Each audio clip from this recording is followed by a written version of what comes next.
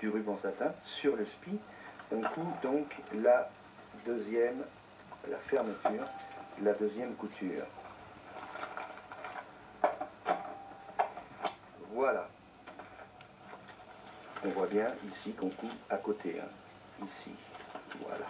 Et là, on a la chance de bien voir par transparence le spi. Allons-y.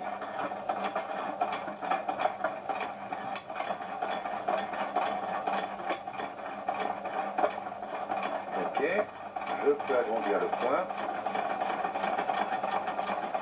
Alors là, ce qu'il faut, c'est pas évident, ce qu'il faut, c'est bien vérifier, donc là on le voit par transparence qu'on est de l'autre côté, hein, du spi, de la bande. Ce qu'il faut, c'est que ça ne se barre pas en vrille, du genre ça. Voilà, parce que aussitôt que ça commence à se barrer en vrille, après on a un fourreau qui plisse dans ce sens-là ou dans l'autre, et c'est pas beau. Donc ce qu'il faut, c'est que ça soit bien à plat, ne pas hésiter à contrarier quand on voit que ça ne se barre pas comme il faut. Alors là, il reste des fils, c'est normal, c'est factice, on n'oublie pas que c'est factice. Donc je finis.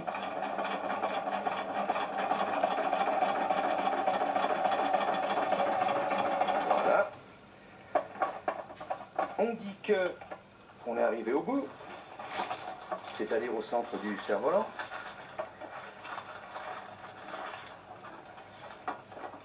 Voilà. Et ça donne ici. Ok. J'enlève le fil de l'autre côté. Voilà. Ça donne ici la chose suivante. Un fourreau qui est fixé au bord de la vergue ici, dans lequel, en fonction de la taille qu'on a déterminée, on peut rentrer, ici c'est pour une barre de 12, donc c'est vraiment une grosse barre, on peut rentrer facilement ici une barre de 12. Alors, de la même manière, pour finir là ici, parce qu'il y a ça en rab et il y a ça en rab, vaut mieux prévoir un peu plus de rab que pas assez. Ben, on prend, par exemple, un truc là ici qui est particulièrement de mauvais goût, hein, voilà. Par exemple, je ne sais pas si ça se brûle, je ne sais pas quelle est la matière de cette chose. Voilà, une bande, un petit galon, pouf, on le met ici, donc on commence ici, ou on commence ici. Je sais pas où je vais le commencer. Je vais le commencer là. Allez, on va dire que je le commence ici. Pouf, hop, hop. Pour terminer, c'est pour finir. On peut mettre du ruban satin. Hein. Je pense que ça serait mieux même de mettre du ruban satin. Donc là, petit point pour commencer. Hop, toujours une marche arrière, au moins une. Allez, on est parti.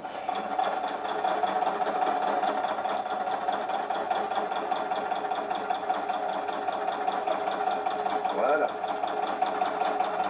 Pouf, on imagine qu'on arrive au bout.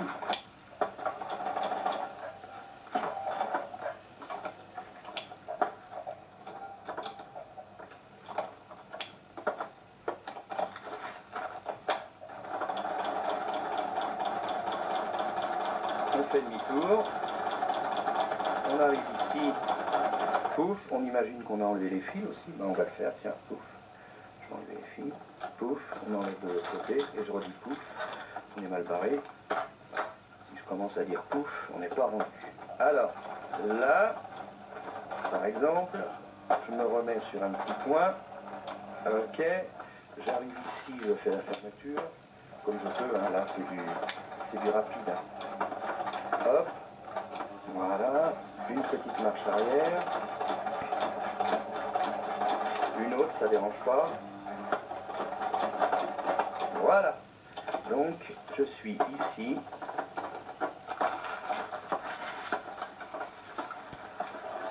Voilà.